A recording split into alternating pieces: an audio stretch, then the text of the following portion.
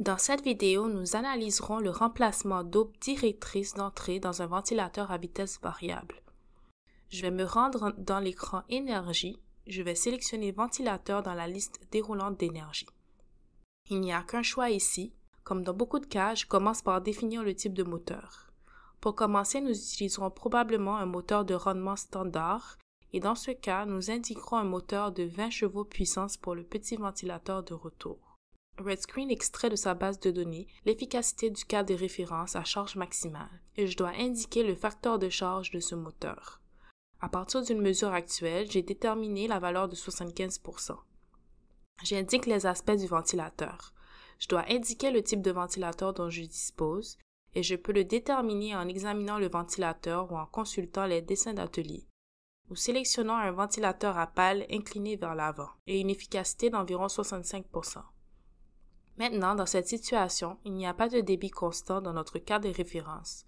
En fait, notre débit est variable, mais nous obtenons ce débit variable à l'aide de pales directrices d'entrée, ce qui est un moyen relativement efficace d'y parvenir. Puisque le système est trop grand pour son application, les pales directrices d'entrée l'étranglent considérablement, donc nous allons sélectionner une plage de débit faible qui est fortement étranglée ou restreinte. Le système fonctionne 24 heures par jour dans un centre d'opération et donc nous indiquons ceci et notre consommation d'énergie de 43 261 kWh dans le cas de référence.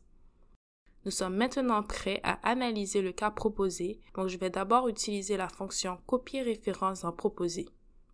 Maintenant, si nous remplaçons ce moteur par un moteur à vitesse variable, nous utiliserons probablement un moteur à très haut rendement comme un moteur à vitesse variable. RedScreen s'ajuste à la plus grande efficacité du moteur.